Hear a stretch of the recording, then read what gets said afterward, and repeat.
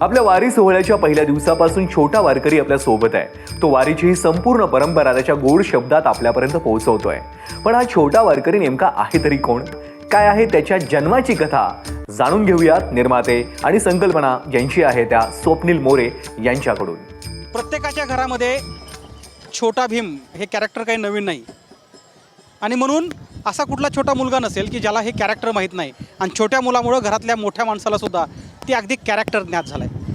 आणि ABP माझानं त्याच धर्तीवरती जसा छोटा भीम तसा छोटा वारकरी, हा छोटा वारकरीसुद्धा छोटा भीमसारखाच कशी स्टोरी क्रिएट करतो.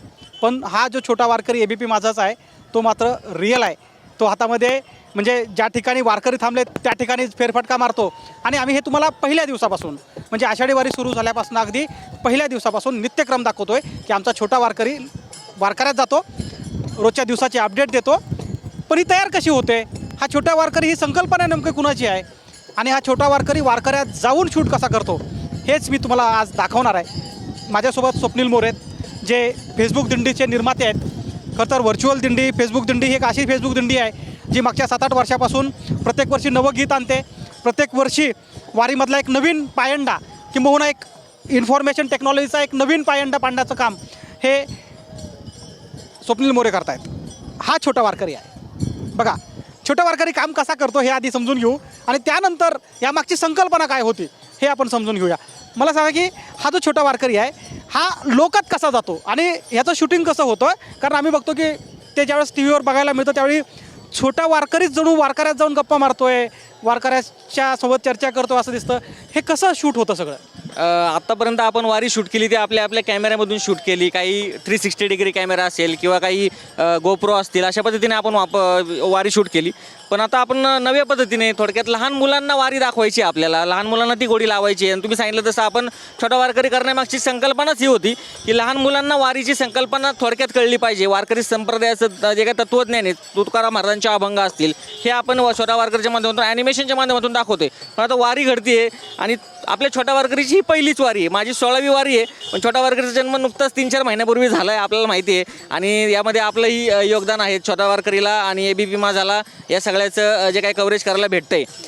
आता आपण हे स्मॉल रिक्सचं हे सेटअप केलेलं आहे जेणेकरून हातात धरावं लागणार नाही आणि प्रत्येक फ्रेममध्ये तो आहे. म्हणजे तो वारी अनुभवतोय, वारीत काय घडतंय ते बघतोय.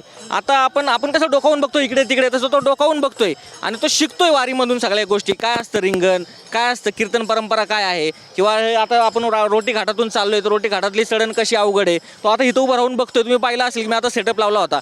तर ह्या पद्धतीने आपण शूट करतोय वेगळ्या पद्धतीने आणि प्रत्येक फ्रेममध्ये तो राहतोय कारण की तो लोकांना प्रश्न विचारतोय, तो कुतूहलाने वारी समजून घेतोय.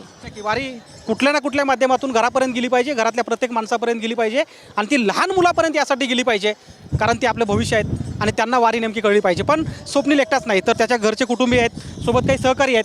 कशी तयारी करावी लागते तुम्हाला हे सगळं करताना? हे सगळं तयार करताना आर्थिक पाठबळ पण लागतं बऱ्यापैकी आणि AI आणि बाकी सगळ्याला या खूप खर्च येतो.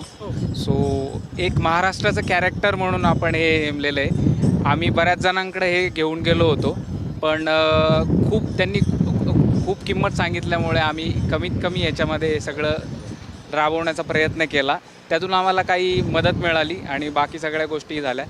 याचं एकच उद्देश आहे, हे लहान मुलांपासून ते म्हाताऱ्यांपर्यंत जावं, हाच आपला उद्देश आहे. आणि मला एका आजीनी सांगितलेलं की आपण गणती करणं सोडून दिलेलं आहे. त्या म्हटल्या आम्ही वारीला किती जातो. आम्ही त्यांना एक प्रश्न विचारलेला, आम्ही गणती करणं सोडून दिलेलं आहे आणि आपला व्यावसायिक दृष्टिकोन ह्याच्यातून काहीच नाही आहे. आत्तापर्यंत जी पिढी आहे आता ही 15-20 वर्षांनी माझ्या कधीतरी लोप पावेल.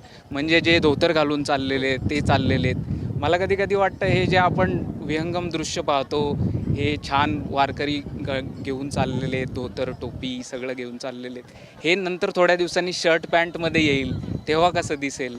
मी एक छायाचित्रकाराच्या दृष्टीनं बघतो. मी 100 वर्षापूर्वीची वारी इमॅजिन करतो. तर त्या पद्धतीने आम्ही एक बघतो. आणि हेच आहे खरं तर म्हणून वारी लक्षात राहावी, वारी मोजायची नसते असं म्हणतात. आणि त्यामुळं किती लोकांनी बघितलं यापेक्षा ते कसं बघितलं. आणि पुन्हा एकदा उद्देश तोच आहे की वारी घरात गेली पाहिजे, घरातल्या प्रत्येक माणसापर्यंत गेली पाहिजे आणि हे पोहोचवण्याचं काम मागच्या 15-16 वर्षात